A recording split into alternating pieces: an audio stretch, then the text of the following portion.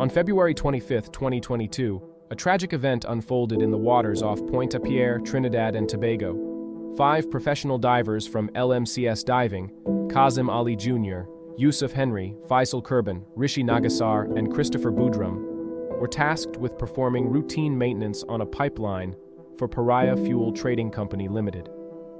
Little did they know that this seemingly ordinary day would turn into a nightmare that would forever change their lives and the lives of their loved ones. This is the fatal story of the Paria diving disaster. These brave men, skilled in their trade, set out to do their job with the utmost professionalism and dedication. The task at hand required them to work on a section of the pipeline that was not in use, located between an oil tanker offloading area known as Berth 5 and the refinery's entry point, Berth 6. To access the pipeline, the divers employed a highly specialized piece of equipment known as a habitat bell. This innovative structure, measuring 8 feet by 8 feet, was carefully placed over the top of the pipe, creating a sealed environment that would allow the divers to work safely and efficiently. The process of setting up the habitat bell was a meticulous one, requiring a great deal of expertise and attention to detail. Once the habitat bell was securely in place, the divers began the crucial task of pumping air into the structure. This ingenious technique allowed them to displace the water that had previously filled the pipe, effectively creating a dry working environment within the confines of the bell. The displacement of water was a critical step in the process, as it enabled the divers to remove their cumbersome diving gear and work with greater ease and precision. With the habitat bell now serving as a safe haven, the divers could focus on the task at hand, performing the necessary repairs and maintenance on the pipeline. The dry environment within the bell allowed them to use a wide range of tools and equipment that would have been impossible to operate underwater. From wrenches and hammers to cutting torches and welding gear, the divers had access to everything they needed to ensure the pipeline was in proper working order. The use of the habitat bell was a testament to the ingenuity and resourcefulness of the diving team. By creating a dry, safe space within the pipeline itself, they were able to work with greater efficiency and precision, ultimately ensuring that the maintenance tasks were completed to the highest possible standard. It was a complex and challenging process, but one that the skilled divers of LMCS Diving were more than equipped to handle. One of the critical tasks they needed to complete was the removal of an inflatable plug at Berth 6. This plug had been inserted 2 weeks prior to protect the pipeline's contents and prevent any hydrocarbons from escaping. The divers knew that removing the plug was a delicate process, but they were confident in their abilities and proceeded with the utmost caution. However, the moment the plug was opened, an unexpected and terrifying chain of events unfolded. A powerful rush of water and air suddenly sucked the divers, along with their equipment and tools, into the 30-inch pipeline.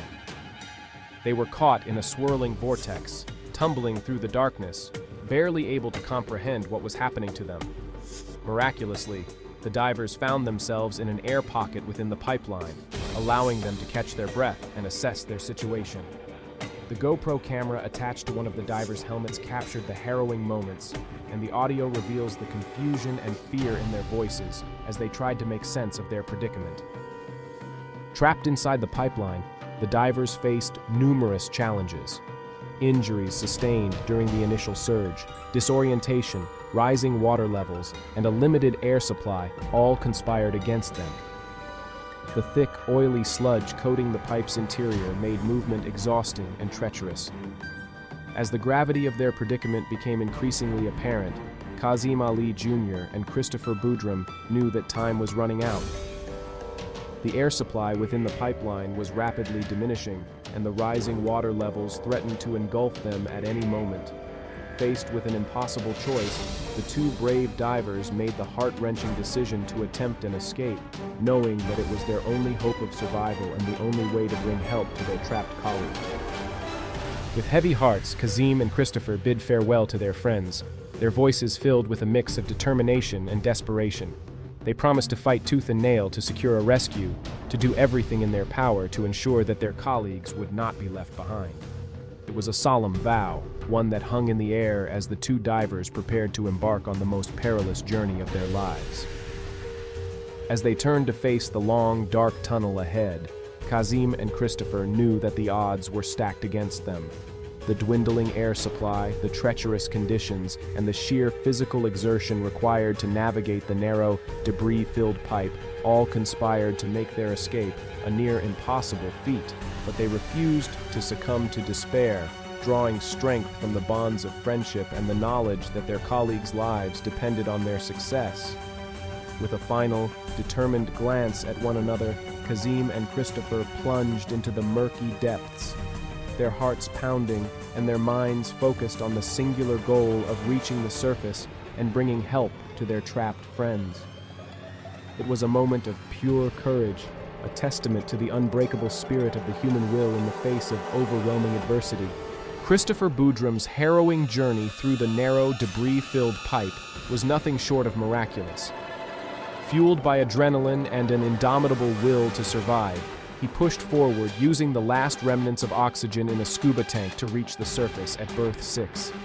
Exhausted and overwhelmed, he frantically alerted the rescue team to the plight of his friends still trapped below. As word of the trapped divers spread like wildfire, the community was left reeling in shock and disbelief. The news sent shockwaves through the tight-knit diving community and beyond, as people struggled to come to terms with the magnitude of the unfolding tragedy. Rescue efforts were immediately set in motion, with teams of experienced divers, emergency responders, and support personnel rallying together to mount a desperate bid to save the lives of the men trapped beneath the surface. However, the complex nature of the situation quickly became apparent as conflicting reports and differing accounts from various parties involved began to emerge. Paria Fuel Trading Company Limited, the owner of the pipeline, had their own version of events, which seemed to clash with the accounts provided by LMCS Diving, the company responsible for the maintenance operation. As the two companies engaged in a battle of narratives, the local authorities found themselves caught in the middle, struggling to piece together an accurate picture of what had transpired. The conflicting claims and lack of clarity only served to compound the confusion and frustration felt by the rescue teams and the families of the trapped divers. Precious time was lost as the various parties argued and debated, each seeking to assert their own version of the truth. The resulting delays in the rescue operations were nothing short of agonizing, as the chances of a successful outcome grew slimmer with each passing hour. As the finger-pointing and recriminations continued, the community watched in horror, their hopes for a miracle rapidly fading. The lack of coordination and clear communication between Paria Fuel Trading Company Limited, LMCS Diving, and the local authorities had created a chaotic and dysfunctional environment, one that seemed to prioritize self-interest over the lives of the trapped divers. It was a bitter pill to swallow, a stark reminder of the human cost of bureaucratic inefficiency and corporate self-preservation. As hours turned into days, the hope for a miraculous rescue began to fade. The tapping sounds from within the pipeline, initially thought to be signs of life, eventually fell silent. The heart-wrenching realization that the 4 trapped divers had succumbed to their injuries, lack of air, or drowning settled over the community like a suffocating blanket. The recovery of the bodies marked the end of a tragic chapter in the lives of the divers' families and friends. The loss of Kazim Ali Jr., Yusuf Henry, Faisal Kurban, and Rishi Nagassar left an indelible mark on the tight-knit diving community and the nation as a whole. Their sacrifice and bravery in the face of unimaginable adversity will never be forgotten. In the wake of this tragedy, a commission of inquiry was formed to investigate the circumstances that led to the Paria diving disaster.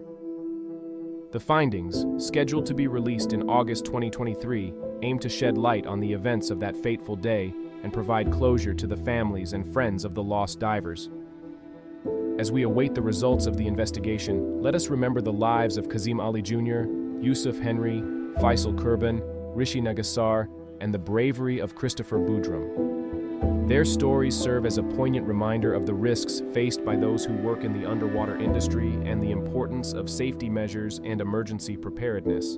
If you found this video informative and want to learn more about similar incidents and the challenges faced by professionals in the diving industry, please consider subscribing to our channel. We are dedicated to bringing you in-depth analyses and stories that shed light on the lives of these unsung heroes and the lessons we can learn from their experiences. In memory of Kazim Ali Jr., Yusuf Henry, Faisal Kurban, and Rishi Nagassar, your bravery and sacrifice will never be forgotten. May you rest in peace.